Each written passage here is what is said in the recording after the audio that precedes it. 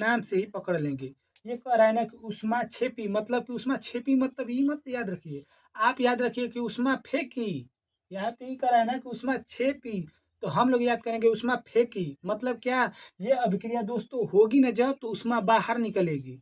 इस अभिक्रिया किस अभिक्रिया में? उष्मा छेपी अभिक्रिया में, यानी कि उष्मा फेंकी अभिक्रिया, उष्मा फेंकी अभिक्रिया। तो दोस्तों देखिए, वे अभिक्रिया है जिसमें उष्मा क्या। हेलो दोस्तों, कैसे आप सब? उम्मीद करता हूँ कि अच्छे होंगे। तो दोस्तों, आपका जो केमिस्ट्री का पहला चैप्टर है रासायनिक अभिक्रिया एवं समीकरण, उससे दोस्तों हम लोगों ने जितनी भी महत्वपूर्ण अभिक्रियाएं हैं ना दोस्तों, उन सभी अभिक्रियाओं को यहाँ पर लिख दिया है। और दोस्तों, आपको ये सभी अभिक्रियाएं याद हो जाएगी। अगर दोस्तों आपको 4 मार्च का इंतजार है, तो समझ लीजिए कि यहाँ से आपको 2 से 3 क्वेश्चन जरूर देखने को मिलेगा, क्योंकि 4 मार्च को आपका यही साइंस का पेपर होने वाला है। तो दोस्तों, जो लोग अगर क्लास 10th में हैं, वे लोग इस वीडियो को स्किप ना करें। देख लेंगे तो 1 या 2 नंबर यहाँ से आपको ज़रूर से ज़रूर मिलेगा ही मिलेगा। तो चलिए दोस्तों, वीडियो स्टार्ट करते हैं। तो दोस्तों, यहाँ पर देखिए हमने लिखा है क्या?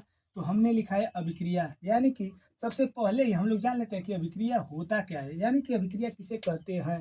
तो दोस्तों, अभिक्रिया का डिफिनेशन है कि वे क्रियाएं जिनमें पदार्थों के संगठन, गुणों तथा संरचना, यानी कि क्या? वे क्रियाएं, अगर कोई क्रिया हो रही है जिसमें पदार्थ के गुण, संरचना या संगठन का क्या हो रहा है, तो परिवर्तन होता है, वही क्या कहलाती है दोस्तों? तो वही अभिक्रिया कहलाती है। और दोस्तों, इसमें सबसे पहला और मोस्ट इंपॉर्टेंट हमारी अभिक्रिया है संयोजन अभिक्रिया। संयोजन अभिक्रिया को ही दोस्तों हम लोग योगात्मक अभिक्रिया भी कहते हैं। तो नाम से ही आपको पता हो जाएगा, संयोजन मतलब क्या? जहाँ पर संयुक्त रूप से मिलकर कुछ नया बने।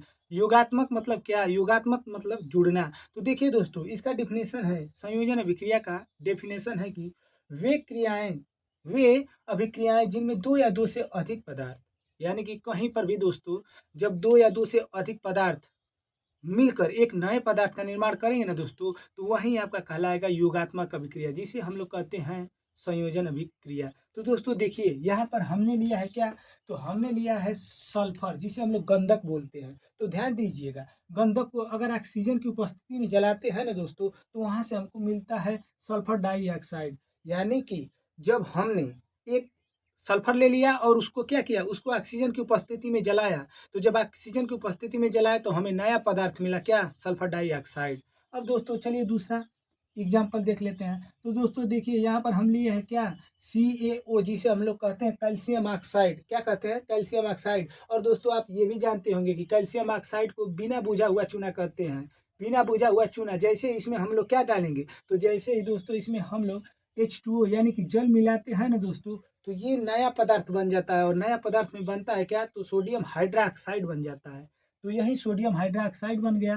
तो ये बताइए कि देखिए ना, 1 और 2, तो ये बोल रहा है कि जब 2 या 2 से अधिक पदार्थों को आपस में मिलाने से एक नए पदार्थ का निर्माण होता है। तो देखिए, यहाँ पर एक ही ना नए पदार्थ का निर्माण हुआ है, और इस पदार्थ का नाम है सोडियम हाइड्रोक्साइड। और सोडियम हाइड्रोक्साइड को ही बुझा हुआ चूना कहते हैं। तो दोस्तों चलिए, अब अगला अभिक्रिया की तरफ चलते हैं। और दोस्तों, दूसरी अभिक्रिया हम लोगों की है, देखिए यहाँ पर हम लिखे हैं विस्थापन अभिक्रिया। और दोस्तों, विस्थापन अभिक्रिया को ही बोला जाता है प्रतिस्थापन अभिक्रिया। है कि वे अभिक्रिया जिनमें किसी यौगिक के अणु के किसी एक परमाणु अथवा परमाणुओं के समूह के स्थान पर कोई दूसरा क्या आ जाता है, तो कोई दूसरा परमाणु आ जाता है, यह अभिक्रिया विस्थापन अभिक्रिया कहलाती है। जैसे मतलब कि देखिए दोस्तों, अगर हम कापर सल्फेट का विलयन लेंगे, कापर सल्फेट का विलयन लेंगे ना, अगर उसमें कोई ऐसा पदार्थ डाल दीजिए जो कि क्या करे, तो कापर सल्फेट के विलयन में से कापर को अलग कर दे और कापर का स्थान स्वयं ले ले, यही अभिक्रिया कहलाती है प्रतिस्थापन अभिक्रिया या विस्थापन अभिक्रिया। क्या? तो कापर सल्फेट। और दोस्तों, जब कापर सल्फेट होता है ना, और जैसे ही कापर सल्फेट में हम लोग लोहे की कील डालते हैं, तो कापर सल्फेट का विलयन नीला होता है। कैसा होता है? तो नीला होता है। और जैसे इसमें लोहे की कील हम लोग डालते हैं, तो कापर सल्फेट के विलयन में से कापर को क्या कर देता है, तो कापर को विस्थापित कर देता है। और जैसे ही कापर को विस्थापित करेगा, तो ये बना लेगा क्या, तो ये बना लेगा दोस्तों आयरन सल्फेट, या इसी को हम लोग बोलेंगे फेरिक सल्फेट। तो देखिए ना, यहाँ से हो गया आयरन सल्फेट, और यहाँ से कापर क्या हुआ, तो कापर को अलग कर दिया। तो खुद बोल रहा है कि उसी के विलयन में से उसको क्या कर दिया, विस्थापित कर दिया। और यही अभिक्रिया क्या कहलाएगी, तो ये अभिक्रिया दोस्तों कहलाएगी आपकी प्रतिस्थापन अभिक्रिया। दूसरा एग्जाम्पल देख लेते हैं दोस्तों। तो देखिए, यहाँ पर हमने लिया है कापर सल्फेट। और कापर सल्फेट के विलयन में अगर दोस्तों आप जिंक डालेंगे ना, कापर सल्फेट के विलयन में अगर आप जिंक डालेंगे तो कॉपर सल्फेट के विलयन में से कॉपर को जिंक क्या कर देगा, विस्थापित कर देगा। और विस्थापित क्यों कर रहा है, विस्थापित दोस्तों इसलिए कर रहा है ना कि सक्रियता श्रेणी में, जो हमारी सक्रियता श्रेणी है ना, सक्रियता श्रेणी में कॉपर से ऊपर स्थित कौन है, जिंक है। तो जब कॉपर से ऊपर स्थित जिंक है तो जिंक क्या है, ज़्यादा शक्तिशाली है, मतलब कि ज़्यादा सक्रिय है, ज़्यादा पावरफुल है, किससे, कॉपर से। इसलिए कॉपर को उसके स्थान से हटाकर और उसका स्थान स्वयं ले रहा है। देखिए यहाँ पर जिंक सल्फेट बन गया और यहाँ पर कॉपर क्या हुआ, तो यहाँ पर भी कॉपर बाहर हो गया। अब दोस्तों हम लोग देखेंगे अगली अभिक्रिया, और अगली अभिक्रिया का नाम है अनुत्क्रमणीय अभिक्रिया। आखिरकार ये अनुत्क्रमणीय अभिक्रिया होती क्या है, तो चलिए समझ लेते हैं अनुत्क्रमणीय अभिक्रिया को। तो दोस्तों देखिए, हमने लिखा है कि वे अभिक्रिया जो केवल एक ही दिशा में संपन्न होती है। कहने का मतलब ये दोस्तों कि जो अनुत्क्रमणीय अभिक्रिया है ना, ये केवल एक ही दिशा में संपन्न होगी। अगर आप सोचेंगे कि अनुत्क्रमणीय क्रिया होने के बाद अगर कोई पदार्थ बन गया है, उससे फिर पुनः अभिक्रिया कराकर पदार्थ बनाया जाए, तो ऐसा नहीं है। इसमें केवल अग्रिम दिशा में अभिक्रिया चलती है। तो अनुत्क्रमणीय अभिक्रिया दोस्तों अग्रिम दिशा में ही संपन्न हो जाती है। जैसे यहाँ पर चलिए उदाहरण से हम लोग समझते हैं इसको। तो देखिए दोस्तों, यहाँ पर हमने लिखा है सोडियम, और सोडियम के अंदर अगर जैसे ही आप जल को मिलाते हैं ना दोस्तों, तो सोडियम के अंदर अगर आप जैसे ही जल को मिलाते हैं तो यहाँ से आपका सोडियम हाइड्रोक्साइड बन जाता है, और यहाँ से हाइड्रोजन गैस क्या होती है, तो दोस्तों यहाँ से हाइड्रोजन गैस रिलीज हो जाती है। तो ये बताइए कि जब यहाँ से हाइड्रोजन गैस रिलीज हो गई, यानी कि बाहर चली गई, उड़ गई, तो अगर आप इससे फिर ये प्राप्त करना चाहेंगे तो क्या मिलेगा, नहीं मिलेगा। तो ये अग्रिम दिशा में ही क्या होती है, तो अग्रिम दिशा में ही संपन्न हो जाती है। इसका मतलब हम लोग कह सकते हैं कि अनुत्क्रमणीय अभिक्रिया वे अभिक्रियाएं होती हैं जो अग्रिम दिशा में ही क्या होती हैं, तो अग्रिम दिशा में ही संपन्न हो जाती हैं। अब दोस्तों देखिए, हमने यहाँ पर लिया है सोडियम क्लोराइड, और सोडियम क्लोराइड के साथ हमने मिला दिया क्या, तो मिलाया AgNO3, जिसे हम लोग बोलते हैं सिल्वर नाइट्रेट। अब दोस्तों सोडियम क्लोराइड में अगर सिल्वर नाइट्रेट आप मिलाएंगे ना, तो आपको यहाँ पर देखिए, यहाँ पर सिल्वर क्लोराइड का क्या मिलेगा, तो नीचे यहाँ पर देखिए तीर लगा है ना, तो तीर नीचे लगाने का मतलब ये हुआ कि वो अवक्षेप मिला, यानी कि नीचे जाकर सिल्वर क्लोराइड नीचे जाकर जम गया, और फिर आपको मिला क्या, तो आपको मिला सोडियम नाइट्रेट। अब दोस्तों अगर सोडियम नाइट्रेट मिल गया है और ये नीचे जाकर बैठ गया, आप सोच रहे हैं कि आप इससे फिर ये प्राप्त कर लिया जाए, तो ऐसा नहीं होगा। तो चलिए दोस्तों अब हम चलते हैं अपने अगले अभिक्रिया के तरफ। तो दोस्तों देखिए, ये है उत्क्रमणीय अभिक्रिया। इससे पहले थी अनुत्क्रमणीय अभिक्रिया, लेकिन ये कैसी अभिक्रिया है, तो ये उत्क्रमणीय अभिक्रिया है। और इसको देखिए, हम लोग कहेंगे कि वे अभिक्रिया जो समान परिस्थितियों में दोनों दिशाओं में चल सकती हैं। यहाँ पर देखिए, जो अनुत्क्रमणीय अभिक्रिया थी ना दोस्तों, वो केवल एक दिशा में चल रही थी, लेकिन उत्क्रमणीय अभिक्रिया ना समान परिस्थितियों में दोनों दिशाओं में चल सकती है। दोनों दिशाओं में कहने का मतलब कि अगर आप अभिकारक से जो उत्पाद प्राप्त कर रहे हैं ना, उस उत्पाद से भी अभिकारक प्राप्त कर सकते हैं। इसे ही हम लोग क्या कहेंगे, तो इसे हम लोग बोलेंगे उत्क्रमणीय अभिक्रिया। तो ध्यान दीजिए, वे अभिक्रिया जो समान परिस्थितियों में दोनों दिशाओं में चल सकती है, उसे हम लोग उत्क्रमणीय अभिक्रिया कहते हैं। जैसे हमने यहाँ पर लिया, देखिए कैल्शियम कार्बोनेट। अब कैल्शियम कार्बोनेट को अगर दोस्तों आप गर्म करेंगे ना, कैल्शियम कार्बोनेट को अगर आप गर्म करेंगे, तो यहाँ से आपको मिलेगा कैल्शियम ऑक्साइड। क्या मिलेगा, तो कैल्शियम ऑक्साइड, और फिर मिलेगा आपको कार्बन डाइऑक्साइड गैस। अब दोस्तों फिर अगर इसको आप पुनः प्राप्त करना चाहते हैं, तो इस अभिक्रिया में ये जैसे ही प्रोडक्ट आपका ठंडा होगा ना, तो फिर यहाँ से आपको ये मिल जाएगा। देखिए ये तीर जब दोनों की तरफ इस तरह तीर लगा हो ना, तो आप तीर को ही देखकर समझ जाएंगे कि ये कैसी अभिक्रिया है। ये अभिक्रिया खुद बता रही है कि हम दोनों दिशाओं में चलते हैं, यानी कि कोई भी परिस्थिति है उससे हमको मतलब नहीं है, हम किसी भी परिस्थिति में दोनों दिशाओं में समान रूप से चलेंगे। यही अभिक्रिया कहलाती है क्या, तो ये अभिक्रिया कहलाती है उत्क्रमणीय अभिक्रिया। तो क्या ये अभिक्रिया कभी समाप्त हो सकती है दोस्तों, नहीं हो सकती है, क्योंकि ये समान परिस्थितियों में दोनों दिशाओं में चलती है। जैसे देखिए यहाँ पर अगर आप ले लिए हैं फास्फोरस पेंटाक्लोराइड, फास्फोरस पेंटाक्लोराइड, अगर इसको दोस्तों हम लोग गर्म करेंगे ना, तो यहाँ से हम लोग का बनेगा फास्फेरस ट्राइक्लोराइड, और देखिए यहाँ से क्लोरीन गैस भी हमें प्राप्त हो जाएगी, और फिर ये अभिक्रिया जैसे ही ठंडी हो जाएगी, उसके बाद फिर फास्फोरस पेंटाक्लोराइड बन जाएगा। अब दोस्तों देखिए, अगली अभिक्रिया का नाम है हम लोगों का अपघटन अभिक्रिया। अपघटन अभिक्रिया, ध्यान दीजिए, अपघटन अभिक्रिया और दोस्तों वियोजन अभिक्रिया दोनों एक ही अभिक्रिया है, बस आपको समझने का फेर है। अगर आप अपघटन अभिक्रिया समझ जाएंगे, तो वियोजन अभिक्रिया आपको आसानी से समझ में आ जाएगा। तो चलिए देखते हैं आखिरकार ये अपघटन अभिक्रिया होती क्या है। तो दोस्तों देखिए, वह अनुत्क्रमणीय अभिक्रिया, ध्यान दीजिए। यानी कि ये जो अपघटन अभिक्रिया है ना, ये है कौन सी? एक्चुअल में ये है अनुत्क्रमणीय अभिक्रिया ही। और अनुत्क्रमणीय अभिक्रिया कैसी थी? तो अनुत्क्रमणीय अभिक्रिया आपका था कि समान स्थिति में, सॉरी, अनुत्क्रमणीय अभिक्रिया थी आपकी क्या? तो एक ही दिशा में क्या हो रही थी? तो एक ही दिशा में संपन्न हो रही थी। तो देखिए कह रहा है ना कि वह अनुत्क्रमणीय अभिक्रिया जिसमें किसी पदार्थ के अणु दो या दो से अधिक सरल अणुओं में टूट जाते हैं। जिसमें किसी पदार्थ के अणु दो या दो से अधिक सरल अणुओं में टूट जाते हैं, उसे ही हम लोग क्या कहते हैं? तो दोस्तों उसे हम लोग अपघटन अभिक्रिया कहते हैं। यहाँ पे अनुत्क्रमणीय अभिक्रिया इसलिए बोला है ना दोस्तों कि अगर ये जैसे देखिए यहाँ पर उदाहरण से हम समझा रहे हैं आपको। यहाँ पे कैल्शियम कार्बोनेट लिया गया है, दोस्तों ध्यान दीजिए। यहाँ पर कैल्शियम कार्बोनेट लिया गया है और जैसे ही अगर आप कैल्शियम कार्बोनेट को उष्मा देंगे, क्या देंगे? उष्मा। अगर जैसे इसको आप उष्मा देंगे ना दोस्तों, तो ये टूट जाएगा कैल्शियम ऑक्साइड में और टूट जाएगा कार्बन डाइऑक्साइड में। लेकिन अगर आप सोच रहे हैं कि इससे फिर ये प्राप्त कर लिया जाए, तो ऐसा नहीं है। यहाँ पर इससे आप ये प्राप्त नहीं कर सकते हैं। और दोस्तों देखिए हमने नोट में लिखा है सामान्यतः उष्मा और क्या? तो विद्युत। तो दोस्तों ध्यान दीजिए, अगर जब आप अपघटन अभिक्रिया करेंगे, कौन सी अभिक्रिया करेंगे? अपघटन अभिक्रिया। तो जब आप अपघटन अभिक्रिया करेंगे और उस अभिक्रिया में अगर आप उष्मा दे रहे हैं, तो उसे आप बोलेंगे क्या? तो उस अभिक्रिया को आप उष्मीय वियोजन बोल सकते हैं। क्या बोल सकते हैं? तो उष्मीय।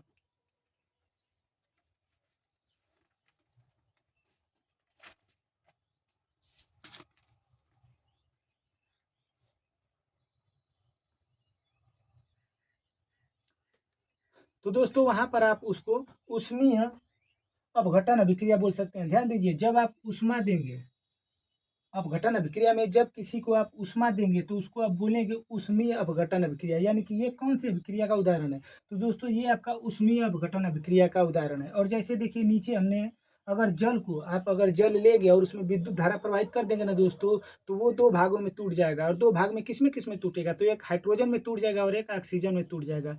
तो जैसे ही अगर आप जल लेकर उसमें विद्युत धारा प्रवाहित करेंगे, तो हाइड्रोजन और ऑक्सीजन में टूटेगा। और उस अभिक्रिया को आप क्या बोलेंगे? तो उस अभिक्रिया को आप अपघटन अभिक्रिया भी बोल सकते हैं या फिर विद्युत अपघटन अभिक्रिया बोल सकते हैं, क्योंकि आपने उसमें विद्युत धारा प्रवाहित किया था। ठीक, तो चलिए दोस्तों अगली अभिक्रिया देखते हैं। और अगली अभिक्रिया है दोस्तों हमारी वियोजन अभिक्रिया। अब दोस्तों देखिए, यहाँ पर अपघटन अभिक्रिया और वियोजन अभिक्रिया दोनों सेम है, बशर्ते यहाँ पर देखिए ये जो अपघटन अभिक्रिया है ना दोस्तों, ये उत्क्रमणीय अभिक्रिया की तरह काम करती है। उत्क्रमणीय अभिक्रिया कैसी थी? तो उत्क्रमणीय अभिक्रिया दोस्तों समान परिस्थितियों में दोनों दिशाओं में क्या होती थी? तो समान रूप से चलती थी। तो यहाँ पर भी देखिए वह उत्क्रमणीय अभिक्रिया जिसमें पदार्थ के अणु दो या दो से अधिक सरल अणुओं में टूट जाते हैं। देखिए यही परिभाषा यहाँ पर भी है, लेकिन केवल परिभाषा में आपको चेंज करना है। अपघटन अभिक्रिया में अनुत्क्रमणीय अभिक्रिया लिखना है और यहाँ पर वियोजन अभिक्रिया में उत्क्रमणीय अभिक्रिया लिखना है, और बाकी परिभाषा सेम आपका वही रहेगा। तो देखिए यहाँ पर जैसे अगर हमने लिया है क्या? तो हमने लिया है फास्फोरस पेंटाक्लोराइड। क्या लिया है?